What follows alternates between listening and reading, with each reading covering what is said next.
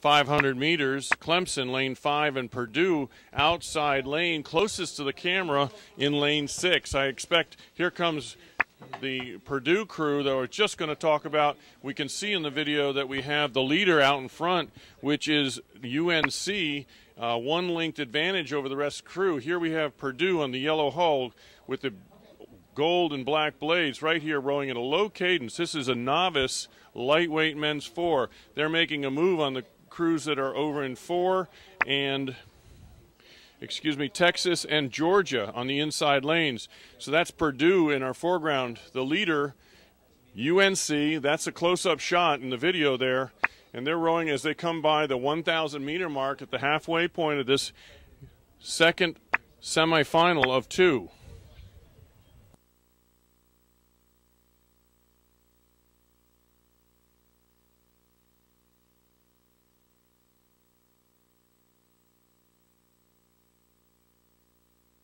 Great shot here now, Casey, at the 1,000 meters. We still have that leader out in front. That's UNC. That's one linked advantage. But we've got 3 going to the final. And we've got Purdue,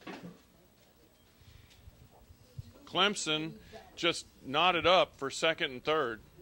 Yeah, that looks just absolutely exciting. You know, again, lead crew aside, look at the battle going on here. You can almost see the bow balls trading places stroke for stroke. And really, when it comes down to it, you put 240, 250 strokes out here, and it comes down to the last inch.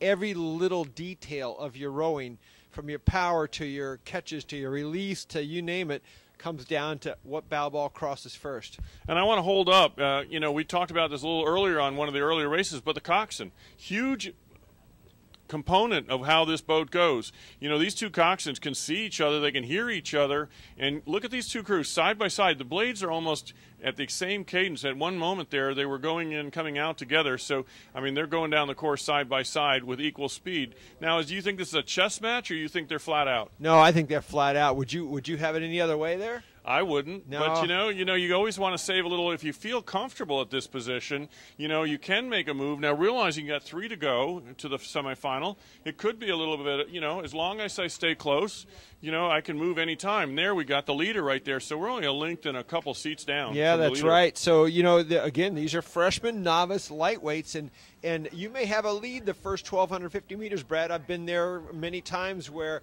you can be the rabbit, and yet you can't sustain the last 750 meters. So we'll see what happens here. You just don't know in this category. Well, and we talked about a little bit earlier, we mentioned one of the men's varsity 8s was averaging 210 pounds average, and we know that these are only 160 pounds. So it's a really different amount of horsepower. Here we come to the last 500 meters, and you can see the leader right there in lane 5. That's UNC, and they've been the leader from really the get-go, but it is really tightening up.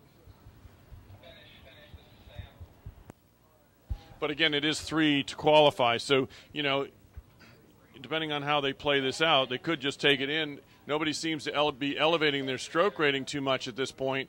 They are finishing, but they do have that one crew that's back there a little bit. Yeah, you got Clemson running in second here, Purdue in third, and Clemson, they're a club program there. Clemson also has a varsity women's program, but as well as a club program that handles both men and women. So we've got the club represented here today, but doing a great job from Clemson. Yeah, and Texas currently in 4th.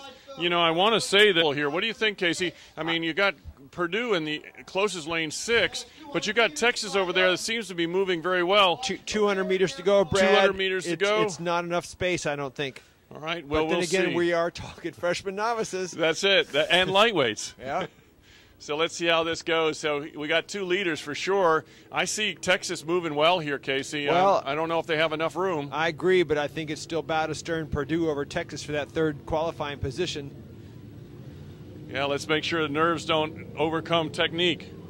I've seen it again and again with 5 strokes to go. Things happen, so we'll make sure they make it to the line. Here goes. This is a nice job now.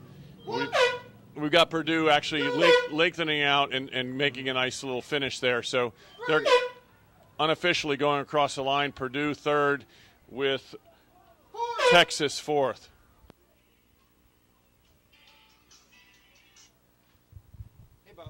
So that solidifies our semifinal. That will go to our A final tomorrow afternoon or tomorrow morning. That we'll have the men's novice lightweight 4 has been set. We've got 6 crews moving on to the A final.